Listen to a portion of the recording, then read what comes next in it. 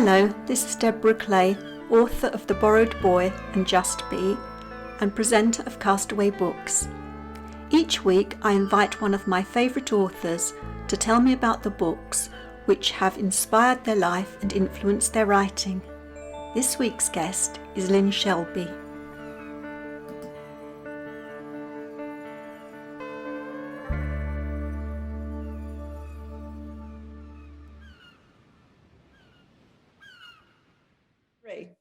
Hello, I'm delighted to welcome Lynne Shelby to Castaway Books.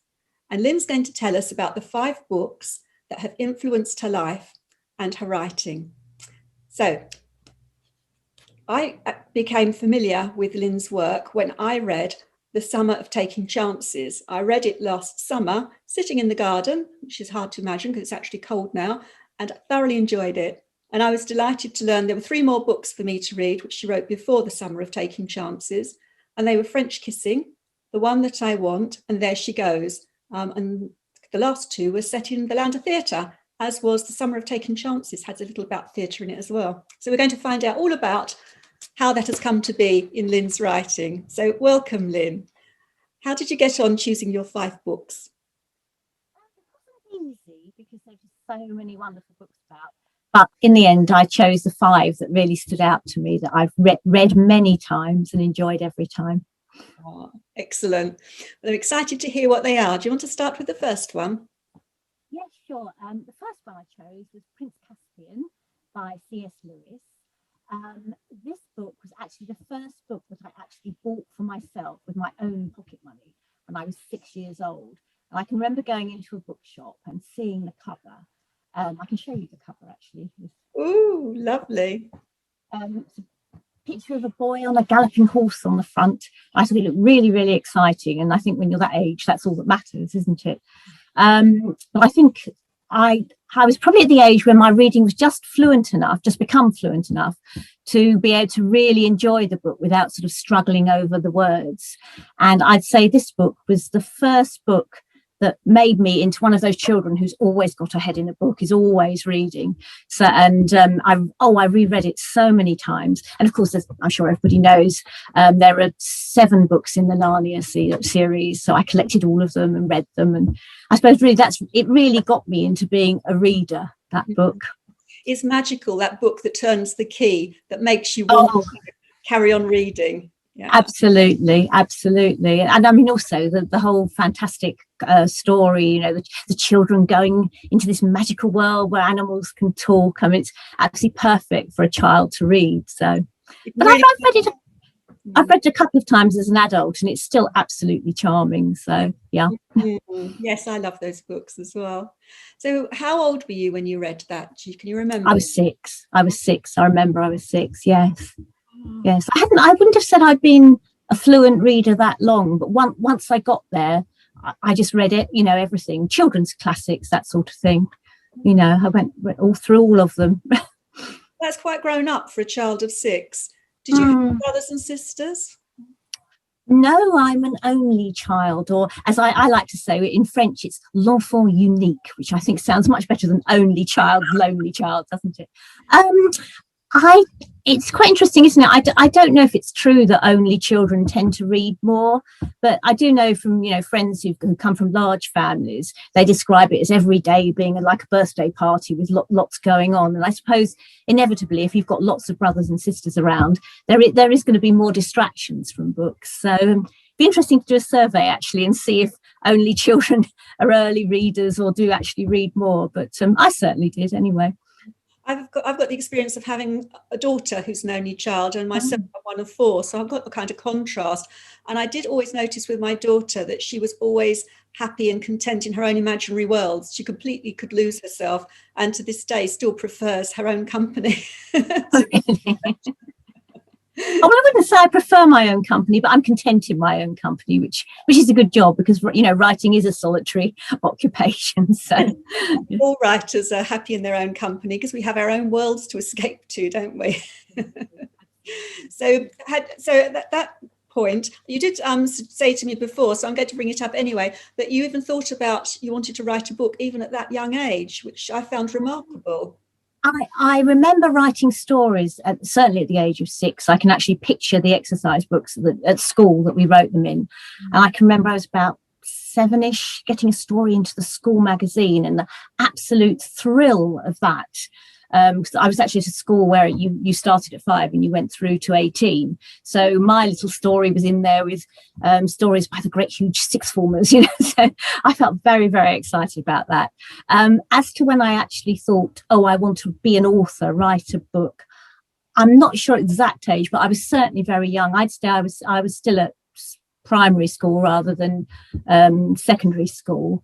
When I was 14, that was the first time I sent a manuscript to a publisher, and that yes, and that was a fantasy about 4 children who sailed through the mist to this mysterious island. Now I look back, it was very heavily influenced by the Narnia books, and strange enough, the publisher didn't want to publish it, but a very, very kind editor wrote a long letter saying, you know, I was delighted to read it and thank you for sending it to me and all that sort of thing. And it really encouraged me to keep on writing, which was lovely. I mean, who has time to do that, really? And she did, whoever she was. I've got the letter somewhere, but I'm so glad I took her advice and I did keep on writing. But was that a nice thing to do to a 14-year-old? And it really did make a difference to your life, didn't it? Yes, yes. I can't imagine at 14. Well, you must have been an incredible child to have the confidence at 14.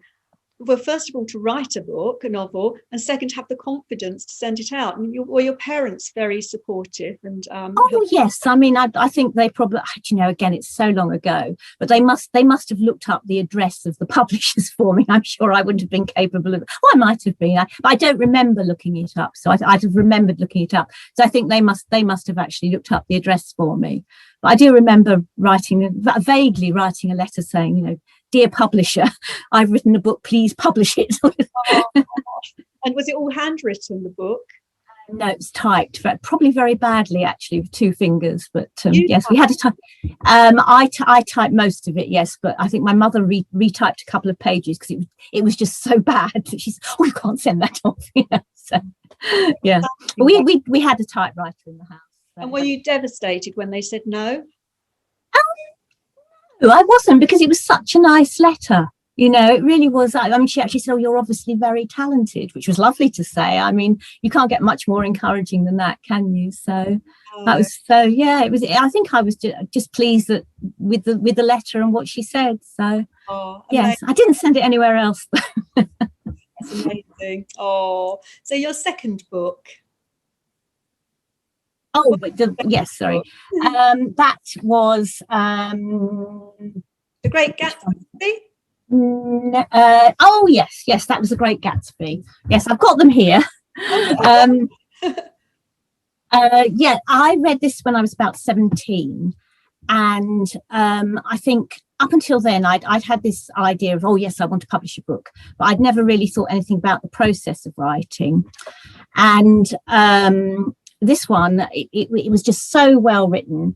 It made me understand exactly what people meant when they talked about learning your craft as a writer. I mean, the way it's structured, every single strand of the plot fits in together. It all, by the end, it's so the story's inevitable. It all comes together, and this was the only way the story could have gone. And I think that's when I really understood that if you want to publish a book, if you want somebody to publish something you've written, that's the standard to aim for. It's no, you know, it's no good just sitting there and writing down sort of this happened, this happened, this happened. You've got to think about what you're writing, the effect you're trying to create, all that sort of thing. So important for writers to hone their craft through reading great writing, and even reading writing that's not so good, because you can work out what it is that would have made it better. Absolutely, yes. And the fact, I think that's something we should all do as writers, is read as widely as possible. What were you doing at this time? Were you in your teens, 20s? Yes, I was in my teens when I read The Great Gatsby. So I think I was a typical teenager of the 1970s. School, obviously, A-levels. What else? Oh, we used to go to discos on a Saturday night. Sorry? We called very discotheques. Do you remember discotheques? Yes, discotheques. Our parents did anyway. Yes, I'm sure today's teenagers are very unsophisticated, but there's none of this fake ID that they've all got these days to get into nightclubs and things, that sort of thing. And that when I was a teenager, that was when I also got interested in the theatre and in amateur dramatics. And I was a member of a youth theatre. And and also an amateur dramatic society. It was actually at the youth theatre that I met the boy who eventually became my husband. So yes, I'll always be grateful to the Amdrams for that. Did you keep it up with the amateur dramatics? Was it just a not once I'd left school? No, I mean we became members of the audience rather than treading the boards by that stage. But I've always retained a love of the theatre, though. Your husband didn't carry on with the acting? No? Oh no. I mean he was a teacher. He's retired now, but he did put on the occasional school play and talent contest, that sort of thing. But no, he didn't. Neither of us went in for it professionally. It was just a pleasure at the time. Okay. So going on to your third book. That is Angelique, I believe. Is that yes, it is. Yes. I was a student when I first read the Angelique books. It's a historical novel. I was majoring in history, and I love history as a subject apart from a subject to study. And I think the Angelique books, they were a light relief because they were still historical, lots of stuff going on in them, and it was a bit different to read fiction set in a historical era than actually having to study it and learn about the dates and all that. But again, it made me wonder if perhaps a historical novel was where my fiction should head. And I did actually try and write a historical novel at one point, but no, it didn't get anywhere. Why do you think that was? Because I would have thought with your history, you would have been a natural choice for you. I think I spent too much time researching it. And this was later on. This wasn't when I was a student. I mean, my writing ambitions were put on hold while I was a student. There just wasn't time. But when I was getting back into writing, when I was a bit older, I did a lot of research. It was set in the Roman times, and I think I probably put too much of that research into the book, which is a very common fault when you do research. You think, this is so interesting, this is great. I must put it in. And of course, the reader doesn't really need to know everything that you know. You need to know all the historical details, but for a reader really doesn't. And I think that was one of the reasons why the publisher wasn't as keen to publish as I expected them to be. And the other reason was, and this is sounds really awful, it was 80,000 words and it was on a computer. And in those days, we weren't so good at backing stuff up. There was no cloud.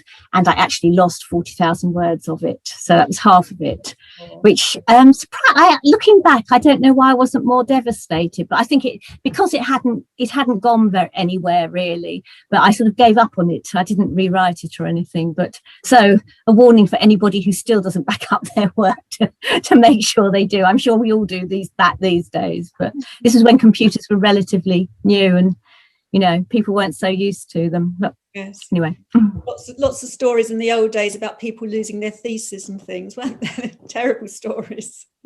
I suppose people have always left manuscripts on buses and trains and things like that, haven't they? So it's just a different way of losing your work. So that was the book. And so what were you doing at that time? When I was a student, typical student, studying. I made some really good friends at university that I'm still friends with now, which was great. I think a lot of the time, as well as the actual studying that you do when you're at university, I think a lot of it is meeting friends and staying up late into the night, talking about everything, putting the world to right, and of course staying up into the early hours when you've got a deadline to get an essay in by, drinking lots of coffee, that sort of thing, which is probably good training for an author, actually, when your agent or your publisher is expecting you to get your book to them. You say, oh gosh, I've got to get this done. So yeah. Your plan, your ambition to be a writer, or did you have a backup plan, or had you abandoned it as a profession at that point? How serious were you then? Oh no, by the time I left university, I wanted to be a writer. Yes, I wanted to be an author. I wanted to write books. Of course, like most people, one has to earn a living. So I did do a series of office jobs. I remember particularly I worked in it was at that time it was called personnel, but I think it described as human resources, recruitment, that sort of thing. But it was never a career. I always wanted to be an author. You were treading water until you could be published. Yes. And also I did jobs that you just left the office at 5 and you went home and got on with your life and hopefully squeezed in a few hours writing in the evening. Yes. So just check, where are we on the next one? We did Left Hand of Darkness. So the next one was your book 5, I think, was it? Done Left Hand of Darkness, the science fiction one. Have we done that? Yeah, sorry, Left Hand of Darkness, that's the one. Next one, yes, which I've also brought along. These are all my old copies, by the way. I still have them all. Well, this was, I'm talking about, I read in many different genres, and I tried out writing in many different genres. This science fiction, it wasn't the first science fiction book I read, but Ursula Gwyn's very, very good on not just with the spaceships and the robots and the adventures. She's very good on human relationships as well.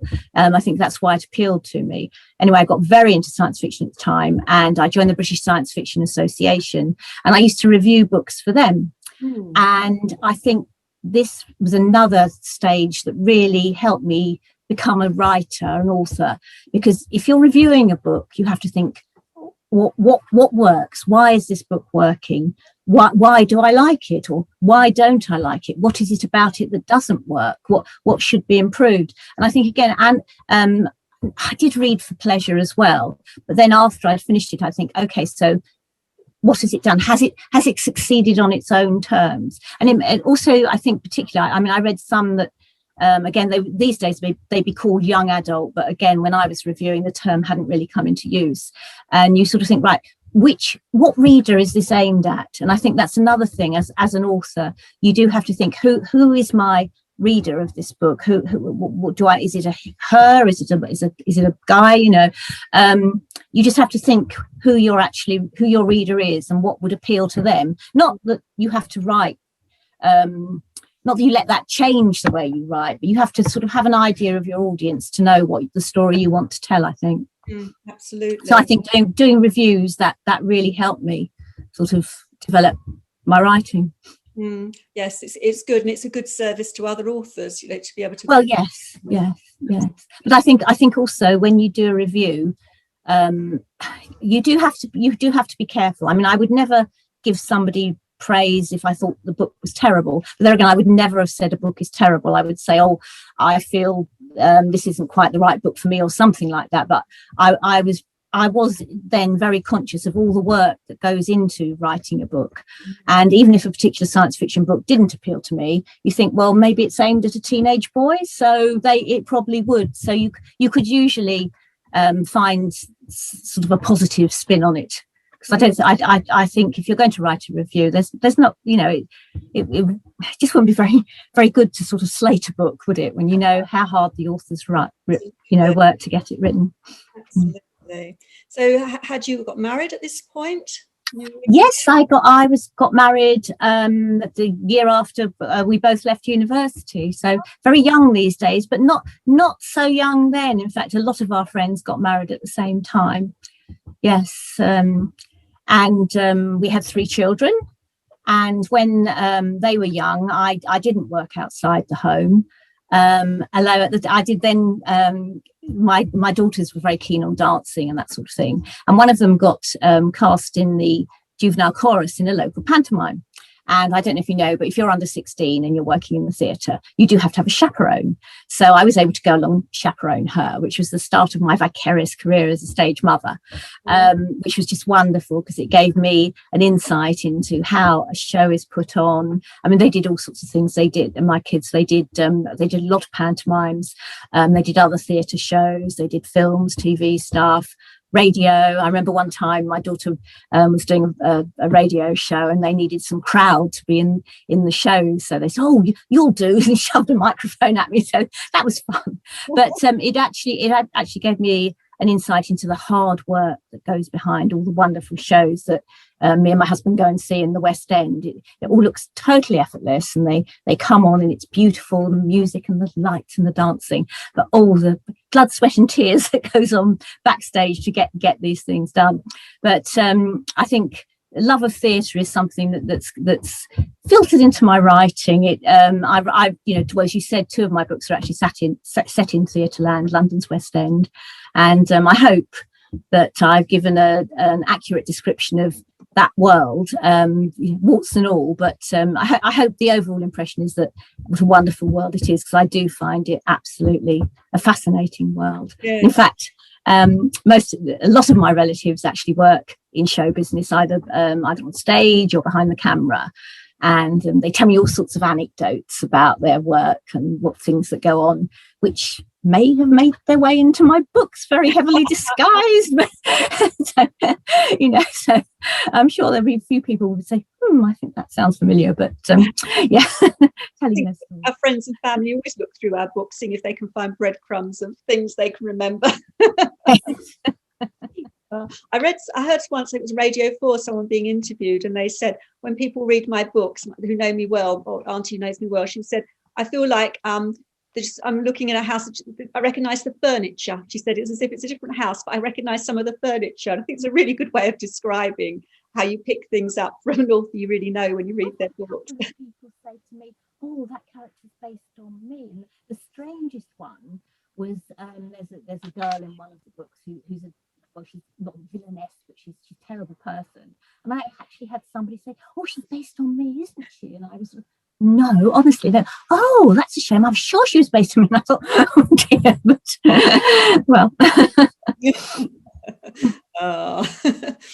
So your children, did they carry on to have a life in the theatre with all of that when they were younger? Did they? How exciting. Yes, they did. One daughter's a musical theatre actress. One is a dancer, and one's a film director. So I've got lots of material to draw on. Well, you must be so proud of them. All those years into helping and supporting. Oh yes, it was all worth it. But my son was making a film that he was doing, an independent film, and he said, could we use your house as the set? And I was, yes, how exciting. And I must admit, I was sort of sitting there with my notebook making notes, this would be useful material to put in a book. I managed to actually chat to some of the crew and sort of say, so what do you do? Oh right, take notes. So yes, they will be appearing in future novels. It makes it all very authentic, really good. Well, that's what one hopes anyway. But just going back a little, a couple of things I want to pick up. One was science fiction. Did you ever consider writing science fiction yourself? Because it seems a big leap from the historical and the romance and then science fiction. I did toy with it. I did write a couple of books that would have been, unpublished, I should say, would have been science fiction. But I think looking back, even then, there was a romantic relationship in the books, and I think really that was the focus of the book more than the actual science fiction elements. So I don't think I might have sent one off once, but I didn't get anywhere with that. So yes, science fiction wasn't my genre any more than historical was. I'm impressed at the way you've tried out different genres, because that all must have helped improve your writing, just trying out different things and reading different genres. I think that's what, you talk about finding your voice as a writer. People say you have to find your voice, and I think that's part of it, is the sort of book you're writing. I mean, some people obviously go straight to mainstream. Some people, their writing, it fits into the literary end of books.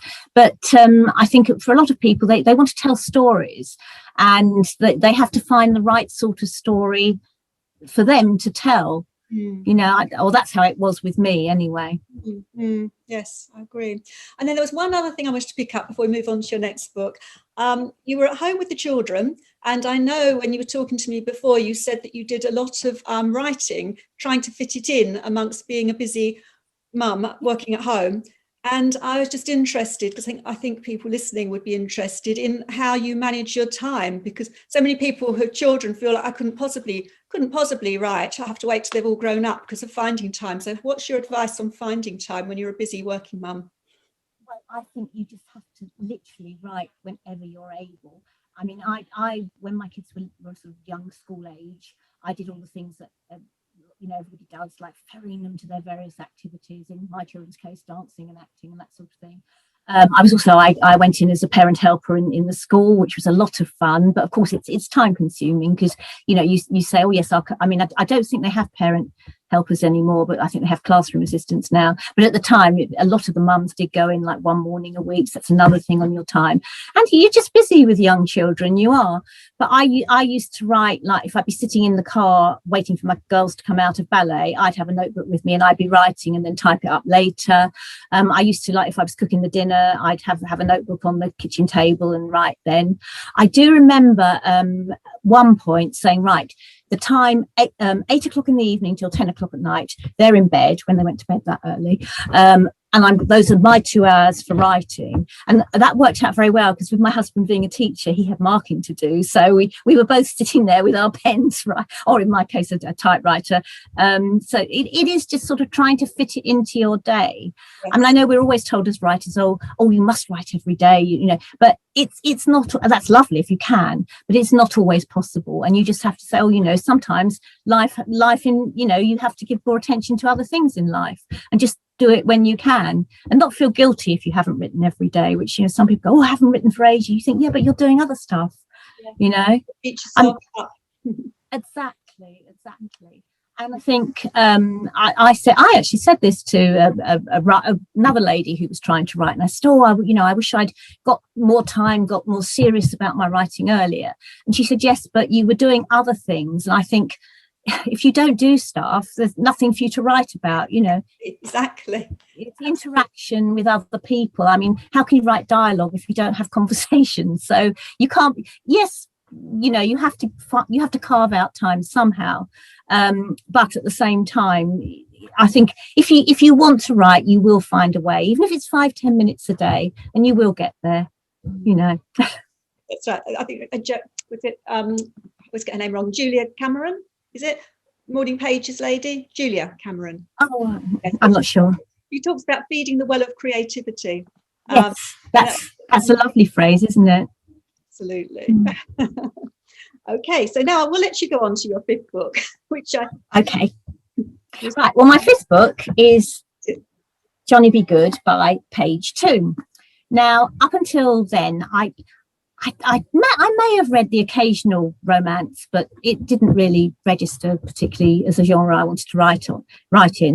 We were going on holidays somewhere, and I remember I bought this book at the airport because it's got a picture of a couple and there's palm trees on the cover. I thought, oh, that's lovely. I could read that on the beach, and I found it such a good read. And this really led me to read more romantic novels, contemporary romance. And I thought, this is what I want to write. In fact, this is what I should be writing because, my in the Roman historical book, the hero had this romantic interest. In the science fiction book, there was a love interest for the man wielding the space gun or whatever it was. That's when I actually thought, this is what I want to do.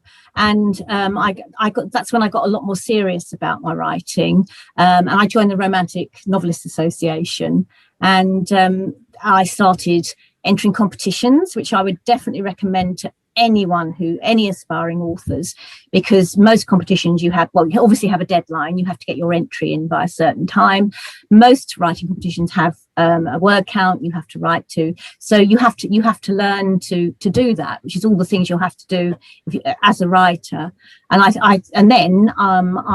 was 2014, I remember. I saw, just browsing online, I saw a competition of people Woman magazine it was, and a publisher called Accent Press were looking for women's contemporary romance, which I was just started to write. So I sent my entry in, forgot all about it. And it was the following January 2015, I suddenly got this phone call and they said, oh, you've won. And I literally screamed. The poor editor on the other end of the phone. I mean, goodness knows what she thought. She went, oh, I've got a mad woman here. I said, oh. And I just was on cloud nine for the next weeks. It was just wonderful, because it was actually, I think it was 44 years since I first sent off that manuscript all those years ago when I was 14. So yeah, and I got there. So I would say to every aspiring author, never give up the dream, because they do come true. That was French Kissing, wasn't it? Yes, that was French Kissing. Yes. Sorry? And it was then published. Yes, it was. Sorry, I couldn't hear you then. It was published in August 2015. Yeah. Excellent. And then from there you went on and you wrote and published the others. Yes, after French Kissing, I got a 3-book deal, and that was the 2 Theatreland books and the Summer of Taking Chances, which is slightly different. It's more of a summer book. It's set in a seaside town, but it still has, as you say, elements of the theatre in it. The heroine's into amateur dramatics, and the hero is an actor. So, yeah. Fantastic. What are you working on now? I'm working on another contemporary romance. It's set in the film industry, so it's slightly different, but on a similar theme. We look forward to seeing that. When's that likely to come out? I don't know yet. Watch this space. That's great. Well, I've got one more question to ask you, and that is, what luxury will you have on this desert island? You'll have the books you asked for, you'll have pens and notepads and everything. And I always say that all writers would come up with writing materials and books. So let's say that that's a given. So what would be your other luxury? Again, I need some paper for this, but watercolor paper, because I'd like a set of watercolor paints and brushes. I love painting, and again, it's finding time to do it. But I imagine I'd have quite a lot of time on the desert island, and I imagine myself sitting there on the beach, capturing all the beautiful sunsets and all that sort of thing. So I'll have a set of watercolor paints, please. You're welcome, and you'll be lots of inspiration there on that island too. Yes, definitely. Well, that's excellent. It's been really interesting chatting to you, and I'm really glad to find out about how the theatre came to be in your novels. I didn't know that, so thank you very much, Lynne. Goodbye. Thank you very much for having me here. Thank you. Bye-bye. Bye. I hope you enjoyed listening to this week's episode of Castaway Books. References for all of the books discussed in this show can be found on my website, which is www.abrakdeborah.wordpress.com. It's the letter K and then my name, Deborah, Deborah. So until next week, goodbye.